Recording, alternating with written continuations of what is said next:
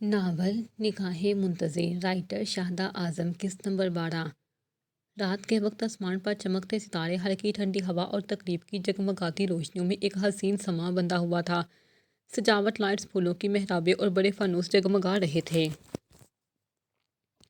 ستارہ صوفے پر بیٹھی کن خیالات میں گم تھی۔ سامنے کیمرہ مین ہر طرف سے خوبصورتی کی قید میں مصروف تھا۔ پول سائڈ پر جہاں زیب جہانگیر اور میرب تصاویر کے لیے کھڑے تھے، وہ اطراف پر سڑی سی نظر ڈالتی پھر اپنے ناخن دیکھنے لگی۔ اچانک ہو کی آواز پر اس نے چونک کر دیکھا۔ دائیں طرف پہلو میں حماد آ کر بیٹھا تھا۔ وہ چاہتے ہوئے بھی مسکرا نہ سکی۔ ایسے انسان صرف دو صورتوں میں بیٹھتا ہے۔ اچھا، وہ ابرو اٹھائے اسے دیکھ رہی تھی۔ اس کی طرف مکمل نہیں مڑی تھی، وہ صرف اسے دائیں طرف سے دیکھ سکتا تھا۔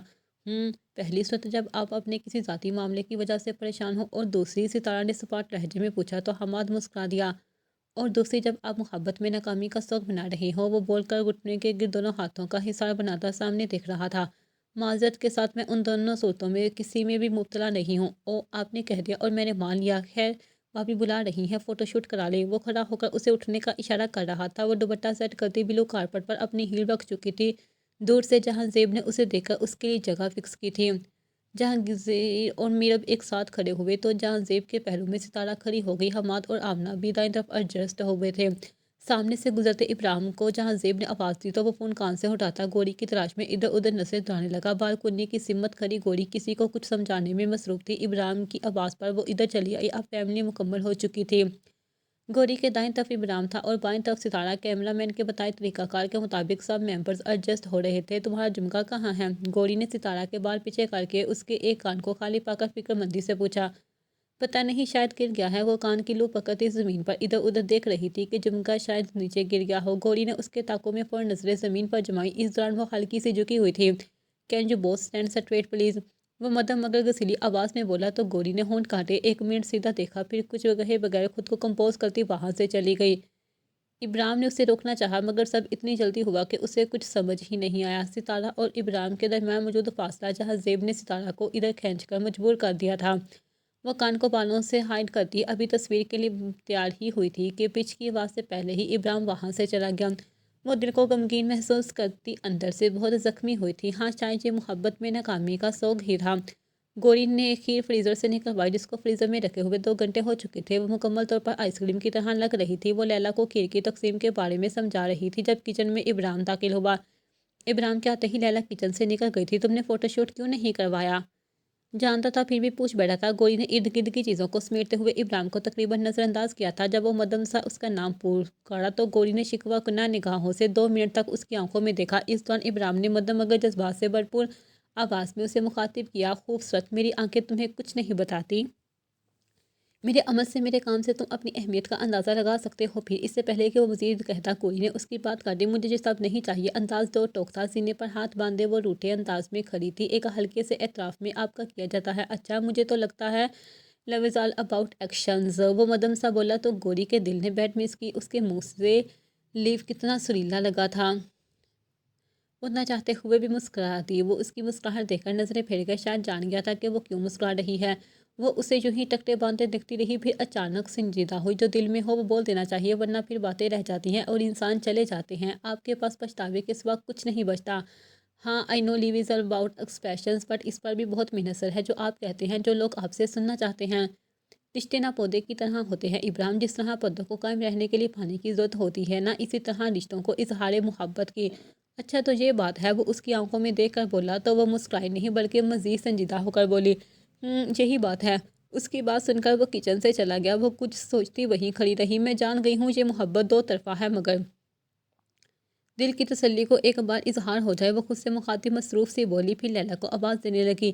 میرب نے ستارہ کو سکندر کے ساتھ کونے میں کھڑے دیکھا تو سکندر کے جانے کا انتظار کرنے لگی۔ سکندر کے جاتے ہی وہ ستارہ کو لے کر صوفے پر بیٹھ گئی۔ منگنی ہوئی ہے تمہاری؟ نہیں، مگر رشتہ فائنل ہے۔ وہ چہرے پر زبردستی مسکراہٹ سجائے میرب سے نظریں نہیں ملا رہی تھی۔ تمہیں نہیں لگتا تم اس سے اچھا ڈیزرو کرتی ہو؟ وہ محبت کرتا؟ میرب کی بات سن کر ستارہ ایسے ہنسی جیسے یقین آیا ہو۔ کچھ غلط کہا میں نے؟ وہ پوچھ رہی تھی۔ مطلب تمہیں تو کوئی بھی مل جائے گا ستارہ، میرا بھائی عثمان بہت خوش رکھے گا تمہیں۔ مجھے تم بہت اچھی لگتی ہو۔ تم دونوں پرفیکٹ کپل ہو گئے۔ دیکھنا، اگر تم کہو تو میں تمہاری امی سے بات کروں؟ وہ میرب کی بات سن کر کچھ دیر ساکت بیٹھی رہی، پھر کچھ کر بولی، کر لے۔ وہ اس انداز میں بولی چہرے پر کوئی تاثر نہیں تھا۔ البتہ میرب اب خوش نظر آئی۔ سوچ لو، मीरब ने उंगली उसकी तरफ की थी जिस पर सितारा ने सर को ऊपर नीचे हिलाया था। सब कुर्सियों पर अपनी अपनी नशीब संभाले हुए थे। वहाँ एक नौजवान छोटी सी स्पीच करके गया था। मलिक और डायस पर मुकम्मल सुनसानियत छाई थी। अचानक एकदम से लाइट्स ऑफ हुई। हमाद काफ़ी पुरजोश नजर आ रहा था। लाइट्स उसी ने ऑफ की थी। फिर अचानक किसी की मदम आवाज़ के साथ लाइट्स ऑन हुई। हाँ, वो इब्राहिम था। माइक के करीब चेहरा किए ब्लू जैकेट में वो गजब डाल रहा था। हर तरफ मुकम्मल खामोशी छा गई। सब उसे देखने के लिए मुतजस्सिस थे, खासतौर पर गोरी जो इस अंधेरे में भी एक सेकंड में उसे पहचान गई थी, जिसका दिल जोर से धड़क रहा था। सितारा वहाँ नहीं थी। वो इस वक्त ऊपर चली गई थी जहाँ की हालत से बेखबर। अब धीमी धीमी सी रोशनी माहौल पर अपना खोल तारी किए हुए थी। इब्राहिम ने गला खनकारा तो गोरी का हर अजू समात बन गया। अर्ज किया है, वो शौक अंदाज में बोला तो सबने इरशाद कहा, क्या बताऊँ तुमको वो कितना खूबसूरत है। मुकाबल में चाँद शर्मा जाए, वो इतना खूबसूरत है। मैं वार दूँ दुनिया की हर खुशी उस पर कि सब कुछ हार कर उसे जीतना खूबसूरत है। और वो लम्हा जो कट ना सका मुझसे, उसकी आंखों में देख सदियों का बीतना खूबसूरत है। उसका दिलकश चेहरा देखकर समझने से कासिर हूँ मैं ये मौजज़ा के वो गुलाब जितना या गुलाब उस जितना खूबसूरत है। उसकी आंखों में जलमलाता वो एहसास, मोहब्बत में बसा हर एक पल कितना खूबसूरत है। वो जिस राह चल दे वहाँ मंजर समझते हैं। उसकी मौजूदगी में हर मंजर ख्वाबों जितना खूबसूरत है। कलम फाहिका आज़म। शायरी के इख्ताम पर अचानक लाइट्स दोबारा मुकम्मल ऑफ की गई। इस पर गुलाब के फूलों से बड़ा बुके किसी ने गोली की तरफ बढ़ाया था। सामने वाले शख्स को देखे बगैर वो उसके हाथों का लम्स महसूस कर चुकी थी कि वो इब्राहिम था। फिर लाइट्स ऑन हुई। हमाद ने गिटार बजाना शुरू की। इब्राहिम गोरी को साथ लेकर स्टेज पर आ चुका था, जिसमें वो दिलकड़ों की अतः के साथ चेहरे के तासुरात भी बड़ी मुश्किल से संभाल रही थी, जबकि इब्राहिम के तासुरात आज खिलाफे मामूल बेहतर थे। वो हाथ की हथेली गोरी की तरफ बढ़ाकर घुटनों पर बैठ चुका था, जिस पर गोरी ने बेयकीनी से उसे देखकर फिर नम आंखों से हथेली पर अपना हाथ रखा था। दिल किया है हम तेरी धड़कन तक जाएंगे, इश्क के सफ़र में निकल पड़े हैं, लौट के ना आएंगे। वो उसकी शहादत की उंगली थामकर 3 बार उसे गोल गोल घुमाता साथ गुनगुना रहा था। फिर एक जगह उसे खड़ा करके उसके गिर चक्कर काटते हुए वो मुस्कुरा रहा था। बाकी ही आज वो कोई और रूप का इब्राहिम था। तेरे होके रहेंगे हम तो मानेंगे, दुनिया वाले मुझको तेरे नाम से अब जानेंगे। तेरे संग मैं पूरा हूँ तेरे बिन आदाब, मुझको तो अब लम्हा लम्हा तेरी बड़ी ज़रूरत है। म्यूजिक के इनफैक्ट सब पर हुए थे। मीरब जहांगीर, आमना और हमाद भी स्टेज पर रक्स के लिए आ चुके थे। हमाद ने सजावट में लगी मसनूई फूलों की लड़ी जोश में खींचकर तोड़ डाली थी और इसी लड़ी को घुमाते हुए रक्स शुरू कर दिया था। लाइन में लगी कुर्सियों पर मौजूद सब लोग इन्हें इंजॉय कर रहे थे। जहां ज़ेब भी ज़मीर को गोद में लिए कुछ लम्हे सारी परेशानियां भूल चुके थे। आज वो इब्राहिम के लिए बहुत खुश थे। जुबाब वाले किस्से के बाद उनकी निगाह मुंतज़िर रही थी, जबकि इब्राहिम के चेहरे पर खुशी देखने को खुदा ने आज वो इंतज़ार गोरी की सूरत में पूरा कर दिया था। आखिरकार इब्राहिम का इंतखाब उसके लिए बेहतर साबित हुआ था। जहांज़ेब ने एक प्यार बड़ी नज़र गोरी पर डाली जो मुंह पर हाथ रखकर हंस रही थी। हमाद की उल्टी पुल्टी हरकतों पर इब्राहिम उसके हमला उसका हाथ पकड़े खड़ा था। मौसीकी बंद होते ही सब लाल पर्दे के पीछे चले गए थे। नए साल की इस पार्टी में गोरी के हाथों से बनी खीर सबको बहुत अच्छी लगी थी। गोरी इतनी कॉन्फिडेंट नहीं थी कि वो बना लेगी, मगर इब्राहिम के इसार पर उसने हामी भर थी। पार्टी में मौजूद कोई ऐसा इंसान नहीं था जिसे खीर अच्छी ना लगी हो। भाभी के हाथ में तो जादू है, कमाल कर दिया आपने। हमाद ने खुशी से गैदरिंग में खड़े होकर गोरी को सराहा, फिर इब्राहिम की तरफ देखकर गला खनकारा, वैसे सितारा जी आपको किचन में क्या आता है? बोलकर चुप हुआ तो चेहरे पर संजीदा सा तासुर था। उसने सवाल को सीरियस बनाने की कोशिश की थी, जिस पर इब्राहिम होंठ काट कर रह गया। चक्कर और पसीना वो मदम मगर साफ अल्फाज में बोली तो वहाँ खड़े उतरे लोग भी इख्तियार हंस दिए। हमाद ने कहका लगाया। उसके बरक्स इब्राहिम चुप था। गोरी ने मोहब्बत से सितारा को खुद के करीब किया। ऐसा नहीं है, खीर बनाने में सबसे ज़्यादा हेल्प सितारा की तरफ से थी। गोरी उसके चेहरे के बाल पीछे हटाते हुए बोली तो सितारा भी मुस्कुरा दी, मगर हाँ मैं चाय अच्छी खासी बना लेती हूँ। वो हमाद को बगौर देखकर जताने वाले अंदाज में बोली तो गोरी ने आधा मुंह खोला, जिस पर हमाद ने लंबा करके कहा, भी अलबत्ता चेहरे पर मुस्कुराहट थी। गोरी ने मासूमियत से नजरें चुरा ली थी। रोशनी अंधेरे से हार मानती हुई मुकम्मल तौर पर गायब हो चुकी थी। अंधेरा हर तरफ छा गया था। इस अंधेरे में जलती बुझती खूबसूरत बत्तियां माहौल को मजीद पुरअसरार बना रही थी। सफ़ेद और नीली सजावट में इब्राहिम और गोरी दोनों दरिया में बहती किसी कली की मानित लग रहे थे। इसी तरह फंक्शन का इख्ताम हुआ था। अरीस ने माथे पर सलवटें डाली, किसी का नंबर डायल किया था। रिंगिंग के बाद मुकाबल से हेलो की आवाज़ पर वो कुछ कदम चलता दरवाजे से बाहर निकल गया था। क्या बना फिर बताओ, सब ठीक है? ये शेर से जो अरीस की इब्राहिम के ऑफिस में नौकरी की खबरगिरी कर रहे थे। उन्हें एक ट्रेन से भी ज़्यादा जल्दी थी, इसलिए अरीस की कॉल पिक करने में और अरीस को कॉल करने में एहतियात नहीं बरतते थे। खाक ठीक है, कुछ भी ठीक नहीं है। वो जहांज़ेब साहब मेरे लिए नौकरी किसी और ऑफिस में तलाश कर रही हैं। अगर मुझे ये 2 टके की नौकरियां ही करनी है तो फिर ये सब ड्रामा क्यों किया मैंने? आखिर ने दुस्तगी करते हुए खासा चिड़चिड़ा नजर आ रहा था, जिस पर शिराज نے گلا کھنکاتے ہوئے اسے کوئی نیا پلان سنانا شروع کیا تھا جس پر وہ اب کافی توجہ سے سر ہلا رہا تھا۔ حماد اور آمنہ ہنی مون جانے کے لیے مکمل تیار تھے۔ میرم، جہانگیر اور گوری ان دونوں کو الوداع کہنے کے لیے دروازے کے قریب کھڑی تھی۔ سامنے سے ابراہیم انویلپ میں ضرورت کا مختصر سامان ڈالے ادھر آ رہا تھا۔ اس نے وہ انویلپ گوری کو دیا تھا اور گوری نے آمنہ کو تھما دیا تھا۔ حماد، تم نے آمنہ کو ساری انسٹرکشنز دے دی تھی نا؟ میرم نے زمین کو گود میں تھام رکھا تھا۔ ابراہیم فون کی سکرین پر کچھ نوٹس کر رہا تھا۔ گوری کے سوال پر حماد نے سر ہلایا۔ ہاں بابی، اب اللہ کرے انہیں یاد ہو، ناک سے مکھی اڑانے والے انداز میں بولا تو گوری نے اس کے کندھے پر چپل لگائی۔ اچھا حماد، ابراہیم نے فون جیب میں ڈالا تھا جب جہانگیر نے حماد کو مخاطب کیا تھا۔ میں نے واپسی کی ٹکٹ بھی کروا دی ہے کیونکہ تم خود تو کبھی واپس آنا نہیں چاہو گے، اس لیے یہ کام مجھے ہی کرنا پڑے گا۔ جہانگیر اسے کار تھماتے ہوئے بولا تو ابراہیم نے ایک نظر حماد کو دیکھا جو بچوں کی طرح ہونٹ نکالے کھڑا تھا۔ فرضی آنسو صاف کرتا بولا، وہ کچھ توڑنے کی خواہش میں ہمارے دل کا انتخاب کر بیٹھے۔ اوئے ہوئے، کوئی بات نہیں بیٹا، کبھی کبھی ایسا ہوتا ہے۔ جہانگیر نے جھوٹی تسلی دیتے ہوئے لیلا کے ہاتھ سے ضمیر کا فیڈر پکڑا تھا۔ او سچ بیٹا، سے یاد آیا، بابا کہاں ہیں؟ حماد نے ابراہیم سے پوچھا تو وہ سر جھٹک گیا۔ پتہ نہیں کون سے خفیہ کام ہوتے ہیں ان کے، بغیر بتائے پتہ نہیں کہاں نکل جاتے ہیں۔ اب بھی کب سے کال کر رہا ہوں۔ اس نے جیب سے فون نکالا، کال ملائی تو نمبر بند جا رہا تھا۔ نہ فون اٹھاتے ہیں نہ کچھ۔ ابراہیم کا غصہ آسمان کو چھو رہا تھا۔ گوری نے فرصت سے اس کو دیکھا۔ بھائی دھیان سے، ڈیڈ کہیں مافیا گینگ میں ہی شامل نہ ہونے کی تیاری کر لیں۔ Shut up stupid. ابراہیم نے فون کی سکرین آف کرتے ہوئے موبائل جیب میں ڈالا تھا۔ تم بابا کی ٹینشن نہ لو، وہ آ جائیں گے، تم انہیں لے جاؤ، فلائٹ کا ٹائم نکل رہا ہے۔ جہانگیر مصروف سے انداز میں بولا تو ابراہیم نے سر ہلایا۔ ہاں صحیح کہہ رہے ہو۔ وہ چابی پاکٹ سے نکالتا حماد کو جلدی آنے کی ہدایت دے کر وہاں سے چلا گیا۔ پھر آمنہ، میرم اور گوری سے ملتے ہوئے ضمیر کو گود میں اٹھا کر پیار کرتی میرم کے حوالے کر کے حماد کے ساتھ نکلی تھی۔ اللہ حافظ بابی، خیال رکھیے گا اور بابا کو سلام دیجیے گا۔ اگر ایئرپورٹ پر وقت ملا تو بابا کو وہیں بلا لیں گے اور اگر نہ ملا تو اللہ کے حوالے۔ گوری نے ہاتھ سے خدا حافظ کہتے ہوئے اوکے بولا تھا۔ ابراہیم ڈرائیونگ سیٹ پر بیٹھا ان کا منتظر تھا۔ حماد نے فرنٹ سیٹ سنبھالی تھی اور آمنہ پیچھے بیٹھی تھی۔ انجن سٹارٹ ہوا تو ابراہیم گاڑی کو لان کی حدود سے باہر نکالتا جہاں زیب منزل سے روانہ ہو گیا۔ دروازے کی تیسری گھنٹی پر پامیر بھاگنے والے انداز میں دروازے پر آیا اور دروازہ کھولنے لگا۔ پامیر کے دروازہ کھولنے پر سامنے جہاں زیب فوراً پوزیشن درست کرتے مسافہ کرنے کے لیے آگے بڑھے۔ ان کے ہاتھ میں کچھ بکے تھے اور چند انویلپ بھی تھے جن میں مٹھائی اور پھل تھے۔ پامیر نے حیرانی اور خوشی کے ملے جلے تاثرات کے ساتھ انہیں خوش آمدید کہا اور پھر گھر کے اندر لے کر آ گیا۔ تمہارے گھر میں بیٹی جیسی رحمت آئی ہے، میں بھلا تمہیں مبارکباد دینے کیسے نہ آتا۔ اور شکریہ، یہ آپ کا ظرف ہے، اپنی عزت بخشی، پلیز بیٹھے۔ جہاں زیب سینے پر ہاتھ رکھتے بیٹھے تو پامیر انہیں کچھ دے کر اکیلا چھوڑتا اشوا کے پاس آ گیا۔ انہیں جہاں زیب کے آنے کی اطلاع دی تو وہ بہت خوش ہوئی اور دامیہ کو بیبی کوٹ میں ڈالتی وہ اپنی حالت درست کرتی پامیر کے ساتھ گیسٹ روم میں چلی گئی جہاں زیب بیٹھے تھے۔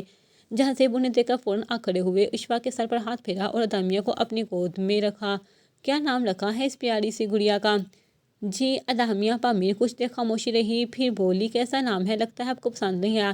اشوا کی بات پر پامیر ہنس دیا اور جہاں زیب بھی مسکرائے، نہیں ایسی بات نہیں ہے، ماشاءاللہ بہت پیارا نام ہے، وہ میں کچھ سوچ رہا تھا اسی لیے۔ وہ بات ادھوری چھوڑتے چند نوٹ دامیہ کے بیبی کوٹ میں رکھ چکے تھے۔ پھر اشوا کھانے کے انتظام دیکھنے کچن میں چلی گئی تھی۔ اشوا اب ادامیہ کی وجہ سے گھر کے پر فوکس نہیں کر پاتی تھی جس کی وجہ سے پامیر نے مسز ذیشان رابعہ کو بول کر ایک کام والی رکھوا دی تھی۔ رابعہ نے جلدی جلدی میں ایسی نوکرانی ارینج کی تھی جو نہ تو مسلم لگتی تھی اور نہ ہی بولتی چالتی تھی۔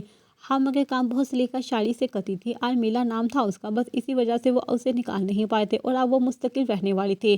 جہاں زیب نے پامیر کی طرف دیکھ کر ایک ضروری بات کرنی ہے کہا تو پامیر نے ماتھے پر سلوٹی ڈالی، پھر فوراً درست ہو کر بیٹھا اور بولا، حکم کریں۔ حکم تو نہیں، بس ایک ریکویسٹ ہے، ایک لڑکا ہے، اسے جاب دینی ہے، چھوٹی موٹی نہیں، اچھے والی۔ میں یہ بات ابراہیم سے بھی کر سکتا تھا مگر مجھے لگا میں اس معاملے میں تم پر بھروسہ کر سکتا ہوں، مجھے ٹھیک لگا نا؟ وہ آخر میں پوچھ رہے تھے۔ پامیر نے جی بالکل کہہ کر ان کی ساری پریشانی ختم کر دی۔ بیٹا وہ سوموار سے جوائن کرے گا، میرا بہت قریبی ہے، اسے جاب کی بہت ضرورت ہے، میں نے اسے وعدہ کیا ہے کہ میں اسے اچھی سی جاب ڈھونڈ کر دوں گا۔ میں چاہتا ہوں اس کا باس انتہائی نرم مزاج، سمجھدار اور باشعور ہو، مگر ابراہیم ان سب خوبیوں کے ساتھ بہت جذباتی بھی ہے، اس لیے میں معاملہ اس کے ساتھ ڈسکس نہیں کر سکتا، اس لیے تمہارے پاس آیا ہوں۔ وہ چپ ہوئے تو پامیر نے بولنا شروع کیا، اوہ کوئی مسئلہ نہیں ہے انکل، آپ بھی بھیج دیجیے گا، میں اسٹاف میں ایڈجسٹ کر دوں گا اسے، کہیں نہ کہیں آپ بھروسہ رکھیے۔ پامیر کی باتوں سے جہاں زیب خاصے مطمئن نظر آئے۔ پھر صوفے سے اٹھے تو ایشوریا میلا کے ساتھ آ رہی تھی، ٹرالی سجی ہوئی تھی مختلف کھانے کی اشیاء سے، مگر جہاں زیب بضد تھے کہ انہوں نے کہا جلدی جانا ہے کیونکہ ان کا بیٹا ہنی مون پر ان سے ملنے بنا نہیں جائے گا۔ اوہ حماد ہنی مون جا رہا ہے؟ پامیر نے ابرو اٹھائے جس پر جہاں زیب مسکرا دی، جی جی یو نو جنگ جنریشن، اف۔ جہاں زیب کی بات پر سب ہنس دیے۔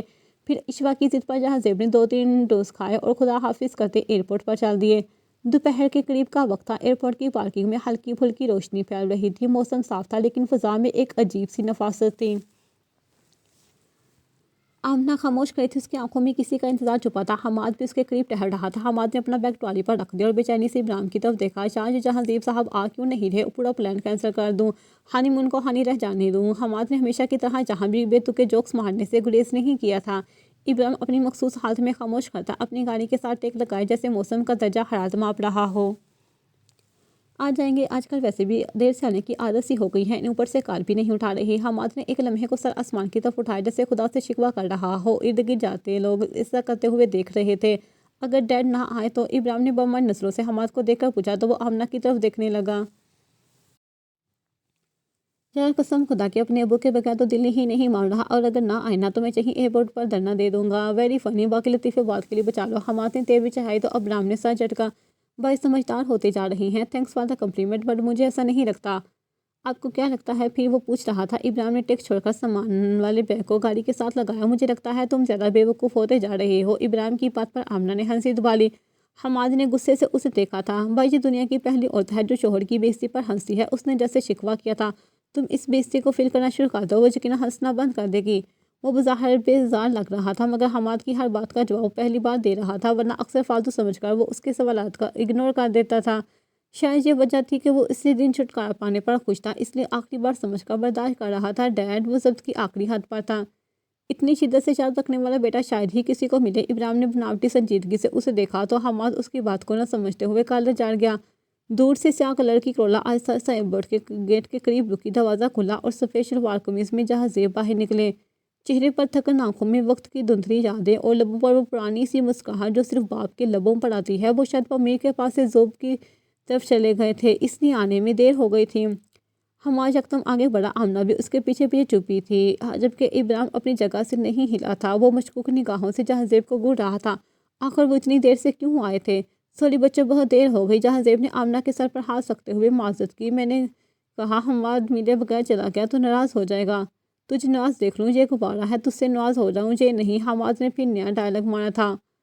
اچھا بس کرو یار، دور کھڑا ابراہیم انتہائی بیزاری سے بولا تو جہانزیب نے اسے گھورا۔ کم از کم آج تو لحاظ کر لو، پہلی بار گھر سے دور جا رہا ہے۔ ابراہیم نے آگے بڑھ کر جہانزیب کی طرف دیکھا، وہ اس کی نظروں میں چھپے سوال سمجھ کر محتاط ہوئے۔ ہانی مون تو تمہیں اور کوری کو بھی جانا چاہیے، شادی کے بعد تم دونوں نہیں گئے تو؟ اور سوئٹزرلینڈ سے بہتر انتخاب کیا ہو سکتا ہے؟ تم نے حماد کے ساتھ پلان بنانے کا کیوں نہیں سوچا؟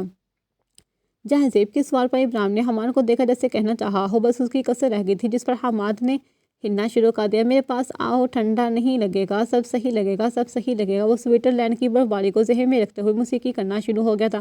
اور شٹ اپ پلیز، ابراہیم اکتاہٹ میں حماد کو چپ کرواتا جہانزیب کو کوئی ضروری بات کہنے لگا۔ این اسی وقت ایئرپورٹ کا پروسیس شروع ہو گیا۔ آمنہ اور حماد خدا حافظ کرتے سوئٹزرلینڈ کی طرف روانہ ہو گئے۔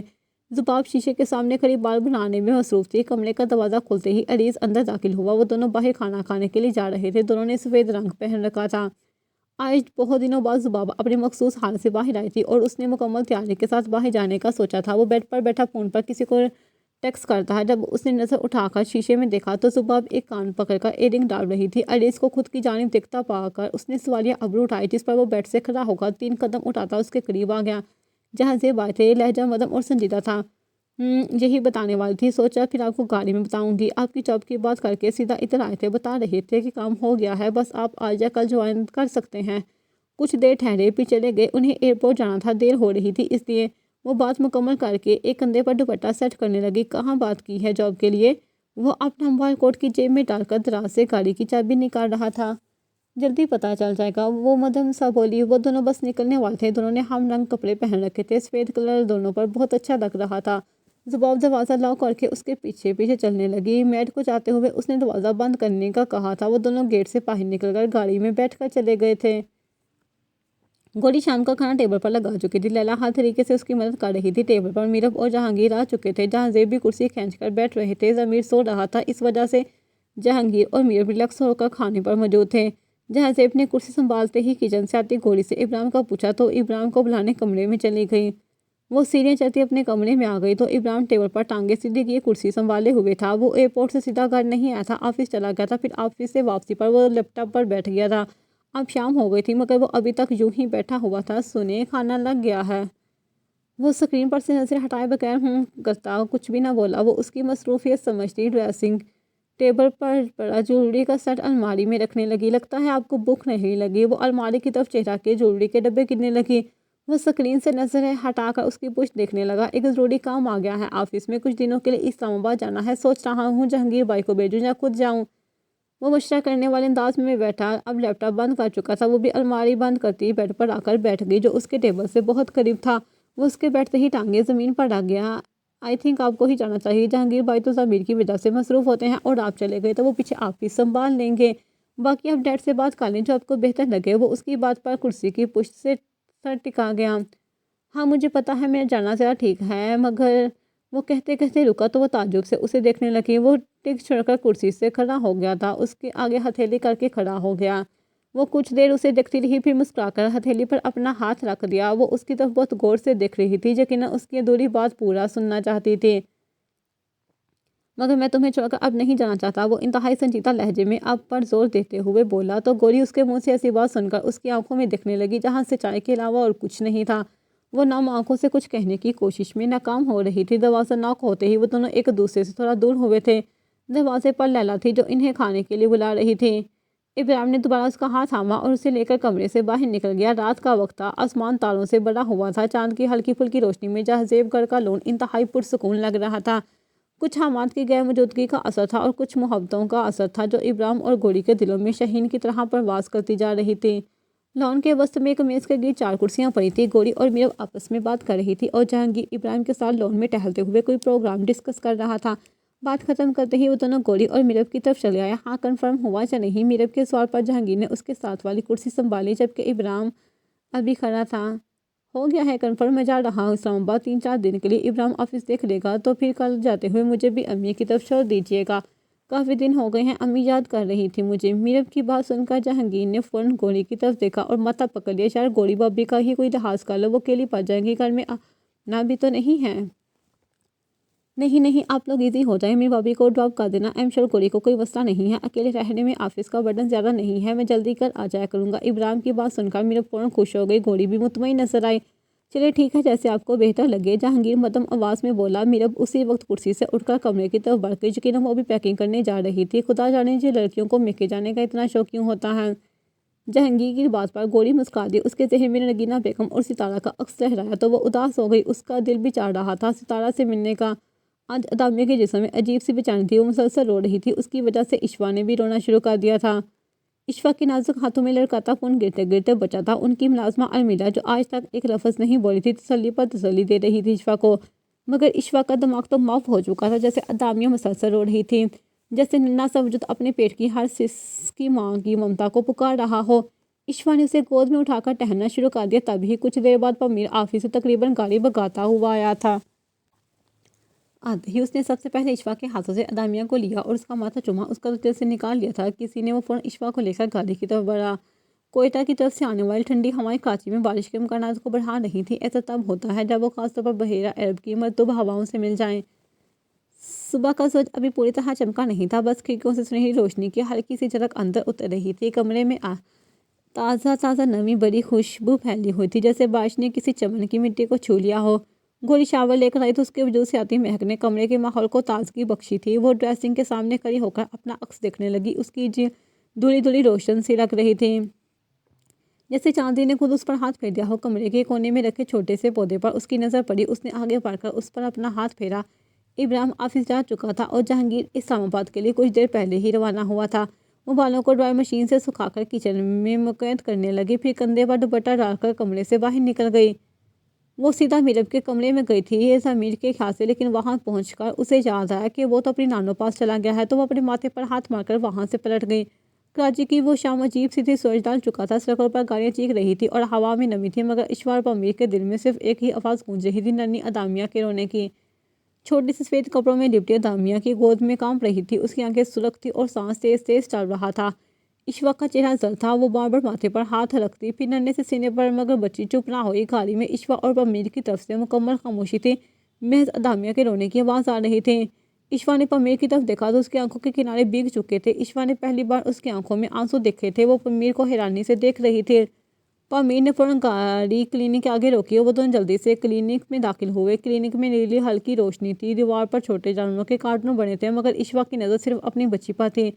وہ چپ چاپ گود میں لیٹی تھی، رو بھی نہیں رہی تھی، اب کافی نڈال ہو چکی تھی تو رو کر بس آنکھیں بند کی تھی۔ ڈاکٹر، میری بچی بہت بے چین ہے، صبح سے روئے جا رہی ہے۔ اشفاق کی آنکھیں نم تھی، پامیر بس اتنا ہی بول پایا۔ ڈاکٹر ہمایوں ایک نرم لہجے والے سینئر پیڈیاٹریشین تھے۔ انہوں نے بچی کو نرمی سے گود میں لیا، اسٹیتھوسکوپ سے معائنہ کیا، پیٹ دبایا، زبان دیکھی اور کچھ سوچنے کے بعد بولے، پریشان نہ ہو، یہ گیس کی تکلیف ہے، بہت عام مسئلہ ہے، اتنی عمر کے بچوں میں ہو جاتا ہے، آپ دونوں کو اتنا پریشان ہونے کی ضرورت نہیں۔ ڈاکٹر کی بات سن کر دونوں کی جان میں جان آئی۔ ڈاکٹر نے دوائی لے کر جو بھی ہدایت دی، پامیر نے اسے غور سے سنا تھا۔ چیک اپ کے بعد وہ دونوں گھر کی طرف روانہ ہو گئے تھے۔ کیا وہ نہیں جانتے کہ ہماری ستارہ کسی سے منسوب ہے؟ مجھے میرب کا یوں ستارہ کے لیے عثمان کی پیشکش کرنا بالکل اچھا نہیں لگا۔ حویلی میں دائیں طرف کے باغیچے میں نگینہ بیگم اور اورنگزیب آمنے سامنے کرسیوں پر مقید تھے۔ نگینہ بیگم نے ناراض ہونے کا اظہار کرتے ہوئے اورنگزیب کو بتایا تو وہ سوچ میں پڑ گئے۔ ہو سکتا ہے وہ نہ جانتے ہوں، انہیں علم نہ ہو، ورنہ انہیں سب پتہ ہے، ایسی باتیں چھپتی نہیں رہ سکتی سائیں۔ بس مجھے تو بہت برا لگا، یہ امید نہیں تھی مجھے میرب سے۔ چلو اگر ستارہ کی بات پکی نہ ہوئی ہوتی تو الگ بات تھی، مگر اوہو، اتنا پریشان ہونے کی ضرورت اس میں کیا بات ہے بھلا؟ وہ نگینہ بیگم کی بات کاٹ کر بولے، بیٹیوں کا گھر ایسے واقعات تو ہوتے رہتے ہیں، تمہیں تو خوش ہونا چاہیے کہ اس نے اپنے اتنے قابل بھائی کے لیے ستارہ کا سوچا۔ میری بیٹی ہے ہی اس قابل کہ اس بارے میں سوچا جائے، نگینہ بیگم فخر سے بولی تو اورنگزیب مسکرا دیے۔ اب میں مزید وقت نہیں دوں گا، اسے ڈگری مکمل ہونے میں یہی تقریباً 1-2 ماہ رہ گئے ہیں، میں ان 2 ماہ میں ہی اس کی منگنی اور پھر جلدی نکاح سکندر سے کر دوں گا، پھر چاہے جو بھی ہو تم اس بارے میں اسے آگاہ کر دینا، یہ اس کے لیے اور ہمارے لیے اچھا ہے، بیٹیاں جتنی جلدی اپنے گھر کی ہو جائیں اچھا رہتا ہے۔ وہ مصروفیت سے سنجیدہ ہو کر بولے تو نگینہ بیگم نے سر ہلانے پر اکتفا کیا۔ وہ ان کی بات ہے زحمت تھی، اس لیے ان کی بات سن کر ستارہ کے بارے میں سوچنے لگی۔ کرسی پر بیٹھا ابراہیم حسیب کو کچھ سمجھاتے ہوئے نظر بار بار مین ڈور سے باہر مبزر کر رہا تھا۔ اسے پامیر کا انتظار تھا۔ کچھ دیر پہلے وہ اپنے آنے کی اطلاع دے کر اب 2 گھنٹے گزرنے کے بعد بھی یہاں نہیں آیا تھا۔ ابراہیم کی نگاہیں منتظر تھی اسے دیکھنے کے لیے کہ وہ کہہ رہا تھا کہ اسے کوئی ضروری بات کرنی ہے، سو وہ ابراہیم کے آفس آ کر ڈسکس کرے گا۔ ابراہیم نے اسے کافی مرتبہ کال کی، مگر اگلی طرف سے جواب موصول نہ ہوا۔ وہ پاس پہ ٹیلی فون سے نمبر ڈائل کرنے لگا، ریسیور اٹھا کر کسی کو اپنے گھر جانے کی اطلاع دی اور ریسیور واپس فون بیس پر رکھ دیا۔ کرسی پر پڑی جیکٹ وہ کندھے پر لٹکا کر آفس سے باہر نکل گیا۔ گاڑی میں بیٹھ کر گوری کا خیال آیا تو اس نے کار کی چابی اگنیشن میں ڈالی اور انجن سٹارٹ کر دیا۔ گاڑی گھر کی طرف روانہ ہو گئی۔ وہ جلد ہی گھر پہنچ گیا۔ گوری گھر کے انٹرنس ہال میں اس کا انتظار کر رہی تھی۔ وہ جیسے ہی ہال میں داخل ہوا اس نے گوری کی تلاش میں نظر ارد گرد دہرائی۔ اسے سامنے پا کر وہ مسکرایا، دھیمے دھیمے قدم اٹھاتا وہ اس کے پاس آ کر کھڑا ہو گیا۔ وہ بھی اسے دیکھ کر مسکرا رہی تھی، اس کے ہاتھ سے جیکٹ پکڑنے لگی۔ ڈیڈ یو مس می؟ وہ سرگوشی نما انداز میں بولا تو وہ شرما گئی۔ وہ اس کے چہرے کی طرف دیکھ کر قہقہ لگا گیا۔ شادی سے اب تک یہ پہلا قہقہ تھا جو گوری نے اس جہاں زیب حویلی میں ابراہیم کا سنا تھا، ورنہ گھر والوں کا خیال تھا کہ وہ بڑا سنجیدہ واقعہ ہوا ہے، ہنستا نہیں ہے۔ گوری اسے کن آنکھوں سے دیکھ رہی تھی؟ وہ کمرے میں چلنے کا اشارہ کرتا اسے لے کر سینیاں چڑھنے لگا۔ یہ تقریباً شام کا وقت تھا۔ پامیر ادامیہ کی طرف سے مطمئن ہو کر باہر گارڈن میں بیٹھا تھا۔ اشوا ادامیہ کے پاس تھی، وہ بیٹھا آفس کے بارے میں سوچ رہا تھا۔ تبھی ارمیلا نے اس کے آگے پڑے میز پر چائے کے 2 مگ لا کر رکھے۔ وہ خیالوں میں گم تھا، اسے ارمیلا کے آنے کا احساس نہیں ہوا۔ وہ جیسے ہی مگ رکھ کر گئی، اشوا گود میں ادامیہ کو تھامے پامیر کی ساتھ والی کرسی پر نشست سنبھال کر بیٹھ گئی۔ وہ باہوں میں ادامیہ کو لیے اس کا چہرہ غور سے دیکھ رہی تھی۔ وہ ننھا سا وجود ماں کا چہرہ دیکھ کر مسکرا رہا تھا۔ ہاں، بہت ہنسی آ رہی ہے، اتنا پریشان کر دیا ماں بابا کو اور اب ہنسی آ رہی ہے۔ ہاں، ان دونوں کو ایسے ہنستے ہوئے دیکھ کر پامیر نے دل میں خدا کا شکر ادا کیا تھا۔ آپ کو پتہ ہے آپ کے بغیر ادامیہ کو سنبھالنا کتنا مشکل ہو گیا تھا؟ مجھے تو سمجھ ہی نہیں آ رہی تھی کہ کیا کروں، اب سے پہلے تو کبھی ایسا نہیں ہوا۔ اس نے مسلسل روئے جا رہی تھی، اوپر سے چہرہ اتنا لال پڑ گیا تھا۔ وہ افسوس سے ساری بات پامیر کو بتا رہی تھی۔ وہ مگ ہاتھ میں تھام چکا تھا۔ ہاں بھائی، جب بچے کو سنبھالنے والی بھی بچی ہو تو ایسا ہی ہوتا ہے، ایسی بچوں چپ کروانے کی بجائے ساتھ رونا شروع کر دے۔ وہ شار سے مسکراتے ہوئے بولے تو اشوا منہ بنا گئی۔ تو کیا آپ نہیں روئے تھے؟ وہ اس کے سوال پر فوراً سنجیدہ ہوا۔ کچھ دیر کے تو یوں محسوس ہوا کہ میرے وجود کا حصہ مجھ سے چھن گیا ہے اور اس کے باعث میرے پورے جسم میں تکلیف کی ٹیس اٹھ رہی ہے، وہ نم آنکھوں سے بولا تو ادامیہ نے اس کے کندھے پر اپنا سر رکھ لیا۔ ایک سوال پوچھوں؟ وہ مدھم سا بولی۔ پوچھو۔ آپ مجھ سے زیادہ پیار کرتے ہیں یا ادامیہ سے؟ وہ شاید انسیکیور ہو رہی تھی۔ پامیر حیران ہوا، بہت ہی کوئی عجیب سوال ہے۔ وہ جیسے ناراض ہوا تھا، مگر اشوا اصرار کرنے لگی تو وہ بولا، اگر تم پوچھ رہی ہو تو بتا دیتا ہوں۔ وہ تجسس نظر آئی۔ وہ اسے دیکھتے ہوئے بولا، تم سے زیادہ ادامیہ سے اور ادامیہ سے زیادہ تم سے۔ وہ یہ سن کر کچھ الجھ سی گئی، یہ کیسا جواب ہوا بھلا؟ وہ ناراض ہوئی تو پامیر کندھے اچکا گیا۔ اس کے ہاتھ سے دامیہ کو لے کر اسے چائے پینے کا اشارہ کرنے لگا۔ ہوا میں کھنکی کی کاٹ تھی، لیکن لان کے بیچوں بیچ دھیمی آنچ پر آگ کے گرد بیٹھے وہ دونوں جیسے وقت سے آزاد تھے۔ چاروں طرف سناٹا تھا، صرف لکڑیوں کے چٹکنے کی آواز آ رہی تھی۔ آگ کی سنہری روشنی میں گوری کے چہرے کو نقوش اور بھی نرم اور گہرے لگ رہے تھے۔ بابا سو گئے؟ وہ مدم سا بولی تو وہ مطمئن ہوا۔ میرے بغیر سارے دن کیا کیا تم نے گھر میں؟ وہ دلچسپی سے سوال کرتا اس کے جواب کا منتظر تھا۔ کچھ خاص نہیں، زیادہ دیر نیند بھی نہیں آئی مجھے۔ کچھ وقت پودوں کے ساتھ گزارا اور کچھ دیر ستارہ سے فون پر بات کی۔ ابا اس کی منگنی کرنا چاہ رہے ہیں، مشورہ مانگ رہے تھے مجھ سے۔ میں نے کہا آپ سے بات کر کے بتاؤں گی۔ منگنی؟ وہ حیرانی سے بولا تو گوری نے اوپر نیچے سا ہلا دیا۔ یار تم لوگ کتنا لٹکاؤ گے اسے؟ کب سے ستارہ سکندر کے بارے میں سن رہا ہوں میں، کوئی عرصہ ہی ہونے کو ہے، اتنی دیر انتظار کرنا مناسب نہیں ہے۔ تم لوگوں کو ڈائریکٹ اب شادی کرنی چاہیے، اس کی پڑھائی ادھوری رہ جائے گی۔ اس طرح گوری جواب میں پریشانی سے بولی تو وہ سر جھٹک گیا۔ خیر جو بھی تاریخ رکھیں ہمیں بتا دیں، ہم بر وقت پہنچ جائیں گے۔ وہ بات ختم کرتے ہوئے بولا جیسے اس بارے میں مزید بات کرنا نہ چاہ رہا ہو۔ وہ بھی اس کا انداز سمجھ گئی تھی، اپنے ہاتھوں سے بازو مسلنے لگی، پھر دونوں ہتھیلیوں کو آپس میں رگڑ کر سردی ختم کرنے کی کوشش کی۔ ابراہیم نے اپنی جیکٹ کا ایک پر ہلکا سا اس کے قریب سرکا دیا، جیسے خاموشی سے اس کا خیال رکھ رہا ہو۔ معنی خیز مسکراہٹ کے ساتھ اس کے قریب ہو گئی۔ وہ اس کے کندھے پر سر رکھ کر گہرے آسمان کو دیکھنے لگی، جس پر شان سے چمکتا چاند اکیلا ہو کر بھی مکمل لگ رہا تھا۔ کیا چاند کو دیکھنا رومانٹک ہے؟ اس کے اچانک سوال پر ابراہیم نے اس کی نظروں کے تاکوں میں دیکھا تو اسے بھی آج چاند زیادہ خوبصورت لگ رہا تھا۔ کوئی ٹھوس جواب تو نہیں ہے میرے پاس تمہارے سوال کا؟ ہاں، مگر اپنے پوائنٹ آف ویو سے بتاؤں تو اتنا ضرور کہوں گا کہ رومانس آپ کے اندر ہوتا ہے۔ اگر آپ کا اندر خوش ہے تو باہر کی دنیا بھی آپ کو اچھی لگے گی، مگر آپ کا اندر اداس ہے تو پھر باہر کا ماحول جتنا بھی خوشبودار، خوشگوار، اچھا ہو، آپ کو ہرگز نہیں بھائے گا۔ اور اگر چاند کو دیکھتے ہوئے آپ کا محبوب آپ کے پاس ہو تو چاند کو دیکھنا رومانٹک ہو سکتا ہے۔ جب بھی چاند دیکھتے ہوئے محبوب کا خیال آپ کے دل میں ہو تو بھی چاند دیکھنا رومانٹک ہو سکتا ہے۔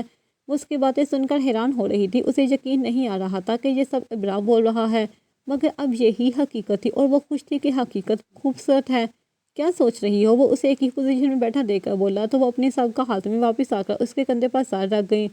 یہ لمحے ہمیشہ کے لیے کیوں نہیں ٹھہر جاتے؟ گوری نے دھیرے سے کہا، اس کی آواز میں کہیں دور کی نمی تھی۔ ابراہیم نے آنکھ پر نظر جمائے سر ہلایا۔ شاید ایسی صورت میں ہم ان کی قدر کرنا بھول جائیں۔ وہ اس کی طرف دیکھ کر کچھ سوچنے لگی۔